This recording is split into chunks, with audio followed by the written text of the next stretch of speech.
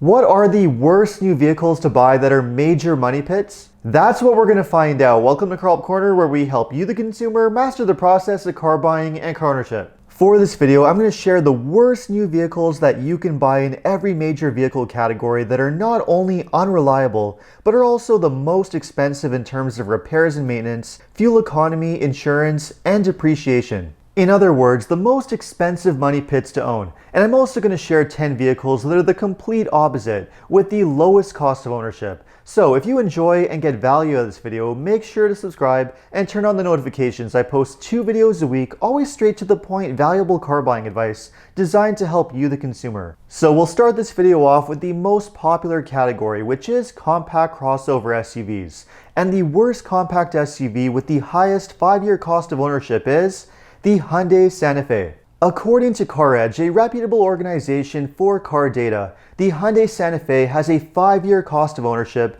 of nearly $40,000, which is why they gave it a ranking of only a D. Whether it's depreciation, fuel economy, or insurance, the Santa Fe comes at the bottom of its segment, and it's not too hard to see why. Although the hybrid version is not too bad, the regular gas engines are known for having very poor fuel economy, and the 2.5 turbo also comes with a very problematic dual-clutch automatic transmission, which has been subject to a major recall. And even beyond the 5-year ownership period, the Santa Fe doesn't have a great reputation for reliability. It's no secret that Hyundai has been suffering from major engine recalls, where the engines are sometimes known to catch on fire or fail altogether, which has affected millions of vehicles. So as a whole, the Santa Fe is just not a great choice if you want a small SUV with a low cost of ownership. A much better SUV to buy instead is the Toyota RAV4, which according to CarEdge has a 5-year cost of ownership of only $26,000, which is pretty good. And that's just because the RAV4 has a much better reputation for reliability,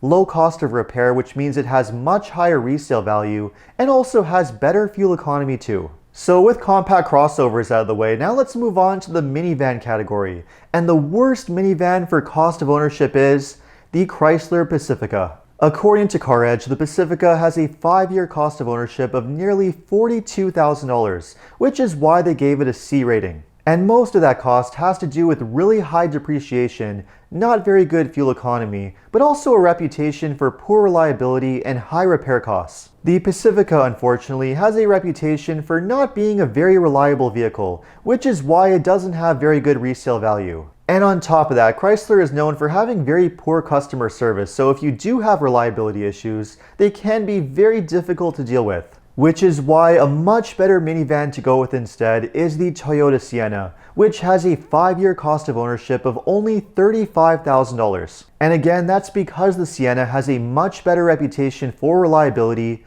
lower repair costs, and because of that, it maintains much higher resale value too. And on top of that, because the newer Siennas after 2021 are only sold as a hybrid, you also get amazing fuel economy. And now let's move on to the next category. In the number 8 spot, we have 3-row SUVs. And the worst 3-row SUV is the Ford Explorer. According to CarEdge, the Ford Explorer has a 5-year cost of ownership of just over $43,000, which is why they only gave it a C rating. Compared to other 3-row SUVs, the Explorer has higher insurance and fuel economy costs, and also higher depreciation due to a worse reputation when it comes to reliability. Having all kinds of known issues with the EcoBoost turbo engines, the 10-speed automatic transmission, and the electronics, this is also a vehicle that can be problematic beyond the 5-year ownership period too. So if you want a reliable 3-row SUV that has a much lower overall cost of ownership, you would be much safer buying something else instead.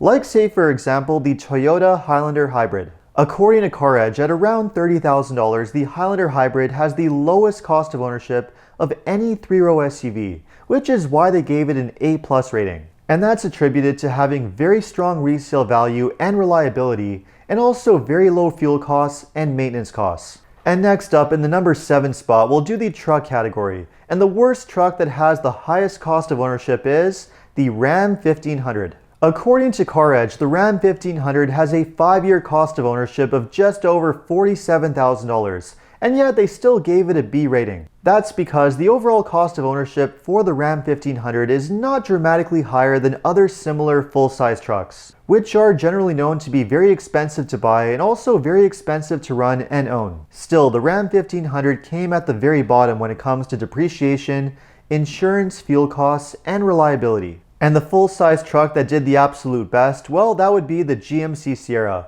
which got an A+ rating with a 5-year cost of ownership of just over $41,000. And next up at number 6, we'll do mid-sized SUVs. And the worst mid-sized SUV that's the most expensive to own is the Jeep Grand Cherokee. According to CarEdge, the Grand Cherokee has a 5-year cost of ownership of just over $50,000, which is why they only gave it a C- rating. The majority of that cost includes depreciation, fuel, and insurance. But unfortunately, the Grand Cherokee, like many Jeep models, also doesn't have a great reputation when it comes to reliability either. Although some owners have been very happy with them, others have reported non-stop issues, especially as they age beyond the warranty period. So when it comes to reliability, they are very hit and miss. In any case, whichever way you look at it, the Grand Cherokee is just a very expensive SUV to own, and a much better alternative if you want to have a mid-sized SUV is the Honda Passport. Compared to the Grand Cherokee, the Passport only has a 5-year cost of ownership of just over $34,000,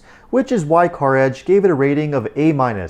It's just a much better overall SUV when it comes to reliability, cost of repair and maintenance, and also maintaining better resale value over time. So that takes care of the most expensive mainstream vehicles. For the next 5 vehicles on the list, we'll look more closely at luxury vehicles, which are generally a lot more expensive to own. Starting in the number 5 spot with the worst and most expensive mid-size luxury cars, which are the BMW 5 Series and the Audi A6. According to CarEdge, both of these cars have a 5-year cost of ownership of just over $64,000, which is why they only get a D rating. That's an insane amount of money to lose in only 5 years, and no surprise, the majority of that loss is made up of depreciation, but also insurance and fuel costs. And in the case of BMW and Audi, you also have a below average reputation when it comes to reliability, and also very high repair costs too. Which is why your bank account is just not going to be very happy if you buy one of these cars. But if you do want to buy a really good mid-size luxury car that has a much lower cost of ownership,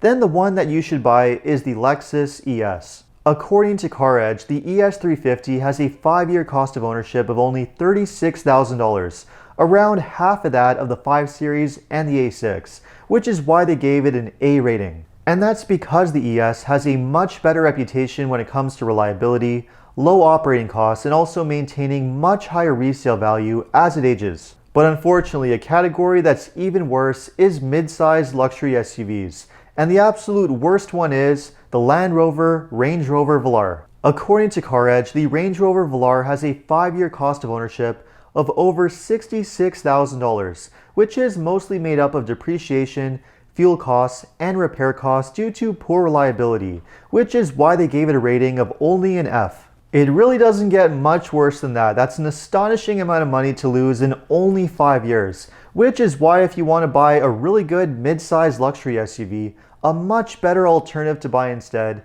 is the Lexus RX 350. Even though the RX is a very similar price to the Range Rover Velar, the 5-year cost of ownership is only just over $41,000, which is why by comparison, it gets an A- rating. As a whole, the RX is much better when it comes to depreciation, fuel costs, and reliability, which explains the much higher rating. And moving on to number 3, we'll do the electric car category. And the worst electric car that has the highest cost of ownership is the Tesla Model S and Model X. According to CarEdge, both the Model S and Model X have a 5-year cost of ownership of just under $70,000. And yet they still get a decent rating of a B-, which is largely due to the fact that the majority of that 5-year ownership cost is due to depreciation. And yet, interestingly, even though Tesla makes the most expensive electric cars to own over 5 years, they also make the least expensive one, which is the Tesla Model 3. According to CarEdge, the Model 3 has a 5-year cost of ownership of just over $39,000, which does make it one of the least expensive EVs to own. And that's because the Model 3 has much better resale value than the more expensive Model S and Model X, while also having a better reputation when it comes to reliability. And with the EVs out of the way, it's now time to move on to the next category, which is full-sized SUVs.